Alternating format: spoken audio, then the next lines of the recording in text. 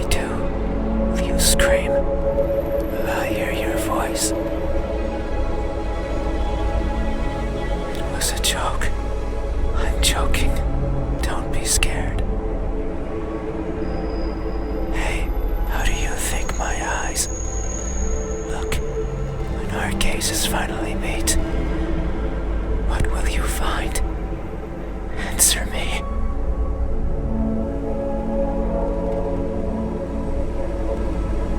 They look lost. That may be so. I am never sure of where I am. My days consist of wandering about aimlessly, searching for something. I worry that if I'm not paying attention, what I'm searching for will slip away. The thought terrifies me. It terrifies me so much. So I always keep my eyes peeled, even if there's nothing to see. That way, nothing will slip away, no matter where it goes, no matter where it hides, no matter how terrifying the world might be, no matter the countless terrible things I witnessed by mistake in the process, no matter what, I will never blink. I will forever be confused by the worlds around me. I will forever be lost. But what is that something that I'm searching for? It's been so long since my wandering began. I can no longer recall the feelings that drove me to it. What is it? Is it something I can hold? Is it a being of flesh and bones? Is it nearby? Is it you? Hey, have you ever looked so fervently for something that you end up losing yourself in the process? Have you? These eyes, are these my eyes? A good answer. Yet there is only one way to know the truth. Open your eyes. So you won't look at me, even though your eyes are so pretty.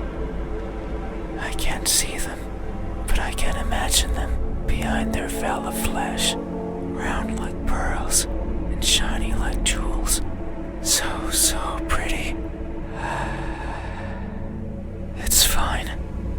We still have time. The night is still and silent.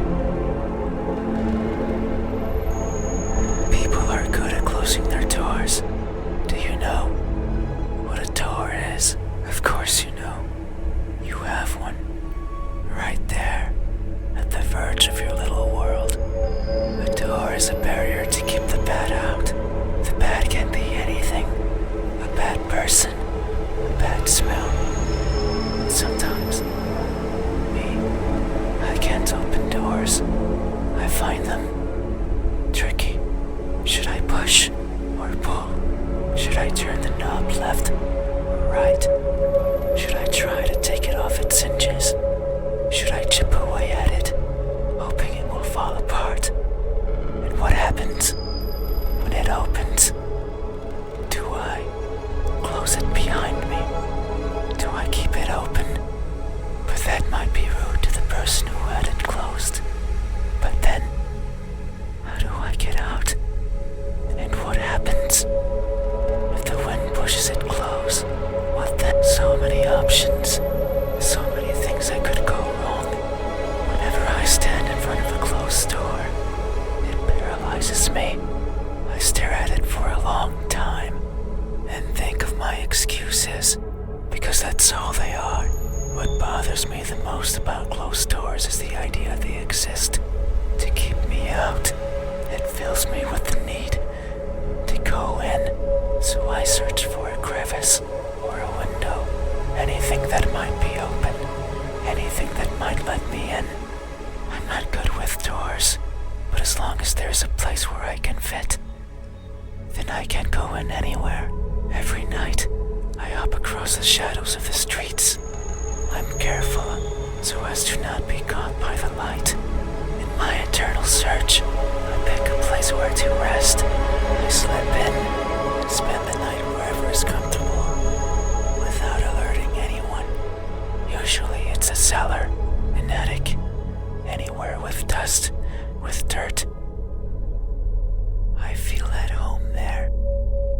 But sometimes, just sometimes, an urge swells inside of me. The urge to be seen. So I search hard for a door that's open, for an entryway covered in darkness, and for someone to be at the other end, awake, as if expecting me. But you won't look at me, even though you had your door open for visitors. Why is that? Are you afraid? Do I scare you? No, that can't be it. We have been chatting for so long. You haven't chased me out. That means you welcome me. So I'm certain that if I were to reach out my hand, you would reciprocate and grasp it. I'm sure your hands are warm. So very warm. Because people are always warm. Hey, how do my hands look when my warmth finally meets yours? How will it feel? Answer me. They look tired. That may be so. These fingers of mine have touched so many things. They are always stretching forwards, reaching out for something. The tip of my fingers dance over the surfaces that I travel, and their sensations reach the core of my brain, be it the softness of the first spring flowers, or the roughness of a wall made out of rubbish. Caressing, grabbing, clawing, no matter the time of day, no matter if I'm awake or asleep, as if they had a mind of their own. Even now, they clutch onto the fabric of your bed sheets. They like how these thousands of threads intertwine with each other. The rustle of fabric against fabric, of skin against skin is irresistible. They want more. They want to feel closer, to have it between them and around them, more and more and more. Sometimes, however, they can't reach as far as they'd like. That's when I lend a hand. I take over and stretch, stretch, stretch, and they grow. Maybe just the length of a fingernail every time, but they grow just so they can reach out, clutch what they want, and then throw it aside, discarded, and forgotten. That's why they are tired, because they never stop seeking, and most likely never will. Hey, have you ever stretched your fingers to grab a hold of something important, only to learn that it's been long out of your grasp? Have you? These hands, are these my hands? A good answer. Yet, there is only one way to know the truth. Open your eyes. So you won't look at me, even though my hands could be the same as yours. Think about it. Maybe you and I are similar. No, I know we are. I can feel it in my skin. Oh, can you hear it? My skin is pulsating. It has been long since this happened. It's a sign of my innermost emotions flowing out. I wander the world, wanting to be seen. I'll be satisfied as long as someone tells me how I look.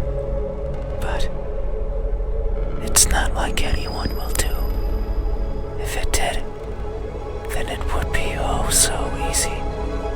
Since I could show myself to everyone at once, every living person in this land, and ask them all the same question, someone will answer. There's no doubt about it, but it might not be the answer I wish for, since I don't want to be judged. I don't want to be perceived as something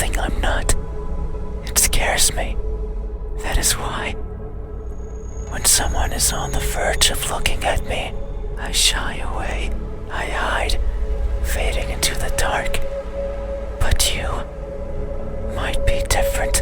If it's you, it might be possible to stand still, if only for a second.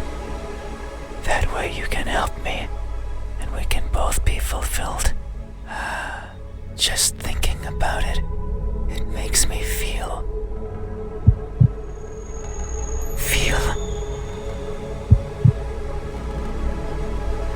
something. I cannot describe it. I am not good with words. There was a person in my past who taught me to speak like a person. They were not good at it either. And thinking back on it, they certainly didn't enjoy it. To teach a wordless being how to talk must be a challenge. Yet, they did, simply because they could. It is weird to remember, because it makes me think of why I want to be seen. And I am not. Sure, I don't care much for my appearance. I don't want to be judged. But if that were it, I could easily stay out of sight. So why is it? Why do I want someone to recognize me so much? Maybe it's only because I can. Because everyone gets to be recognized. But me. But I will. Soon. Once you open your eyes. There it is again. Just thinking about the moment you unveil your sight onto me, and you finally take those bed sheets off your body, and you inspect every crevice of mine, and you finally open those tight lips of yours to let me hear what I am, and to maybe even give me a name. It makes me feel, but I don't know what. Surely it would be evident if you were to look at my face. Hey, what does my expression look like when that veil of uncertainty finally disappears? What will we convey to each other? Answer me.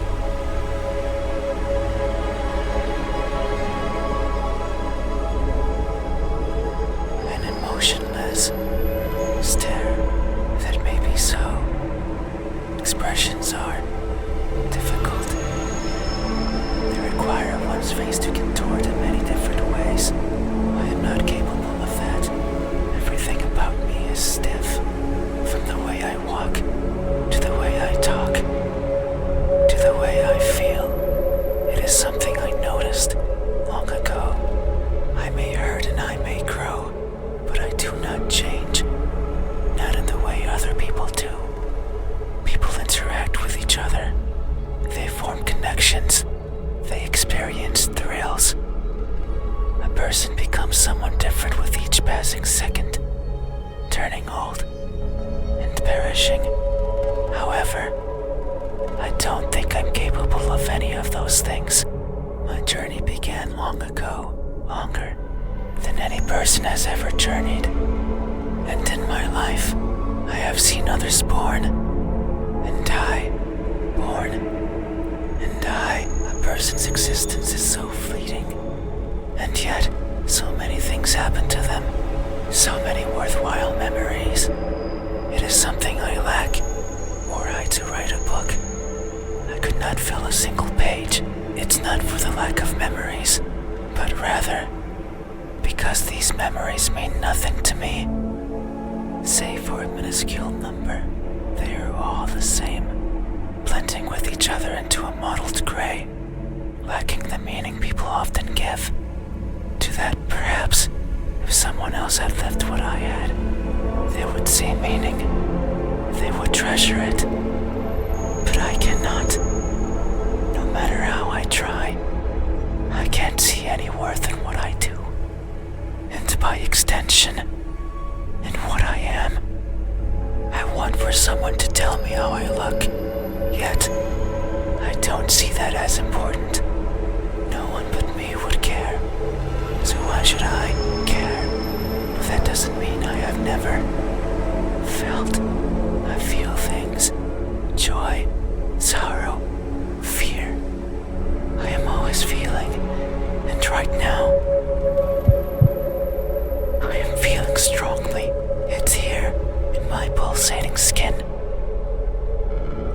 my expression is emotionless, that it shows nothing, and if you say so, it must be true. But soon you will see something, because what I'm feeling is not nothing. Hey, have you ever masked yourself with indifference, only to hide the overwhelming emotions hiding beneath? Have you? This expression, is this my expression? Is that so? Then, what does my expression look like when that veil of uncertainty ends for me? A cheerful smile. That may be so. It would only make sense for the end of this journey to bring me joy. It has been so long. I can no longer remember where it all began. But who's to say it had a beginning? Maybe the starting point is that faint memory, the earliest one I can recall. I was walking, and for some reason, it was daytime. I rarely travel during the daytime, only when the fear of being seen isn't there. So I must have believed that was the case. But it's strange, since the place I was walking through was a city. One full of people. I couldn't see them, but I knew they were there, hiding in the shadows, with their backs against the dirt, completely motionless, completely silent, living in wait of their deaths. And what's more, none dared to look at me. Did they even know I was there? Maybe they did not care. All I remember is feeling a certain kinship towards the hidden inhabitants of that settlement. They were like me, living in fear of what others might think, and who's to say I wasn't one of them? Maybe I spent my days as part of the scenery as well, and one day I decided to go for a walk that hasn't yet found its end. It's my earliest memory, and my most joyful one. No experience afterwards had made me want to smile more than that. So if you say I am smiling, then surely that's how it must be. But tonight, I'm not joyful. So if my expression is truly one of cheer, then I must be lying through my smiling teeth. Hey, have you ever expressed honest happiness in your face, when in reality, you're feeling anything but? Have you? This mine, I see. Thank you. You have truly helped me tonight. These are my eyes. These are my hands. And this is my expression. I consider these my most treasured features, and you have helped me picture them all. No one has done this for me. I feel a connection with you, one born out of honest gratitude. But there's one step left. You need to make sure of the truth. It is the only way to finally understand each other. So please, I beg of you, open your eyes.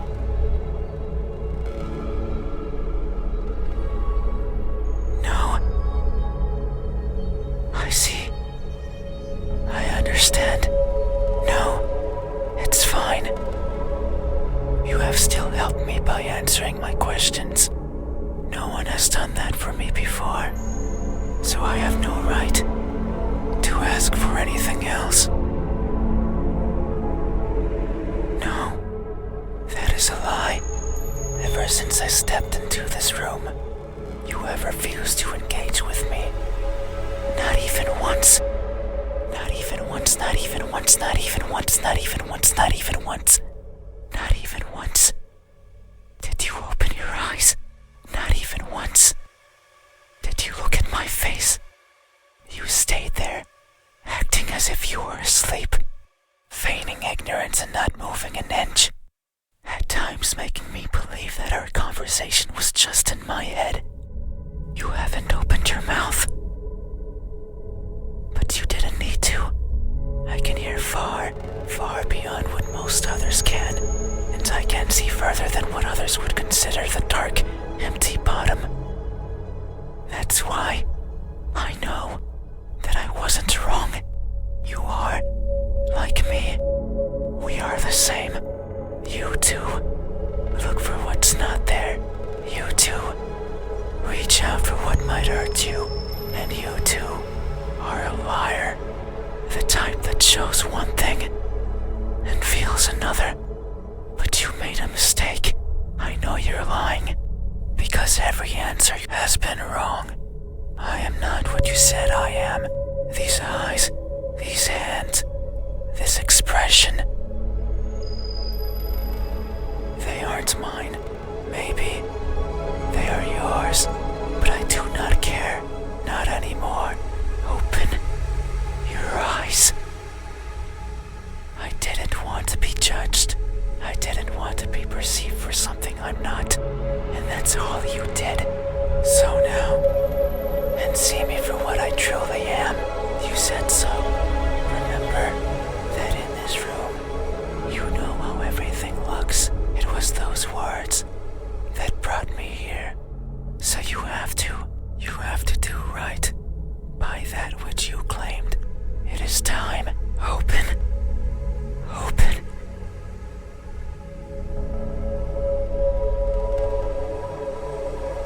You had your chance. It's not up to you anymore.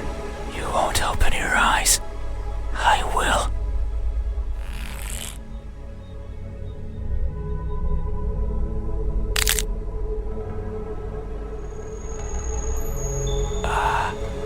Your eyes are as beautiful as I imagined.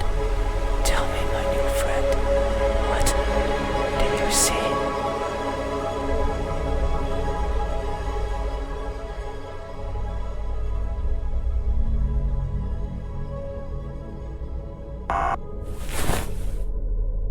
That won't do. Open your eyes. Open them. Open them now. Open, open, open. Open, open, open. Open, open, open. Oh no. It seems I did it again. You can't see anymore, right? You can't talk anymore, right? You can't think anymore, right? Then, this is farewell. Thank you for trying, friend. Even though you are a liar, I leave this piece of myself here with you.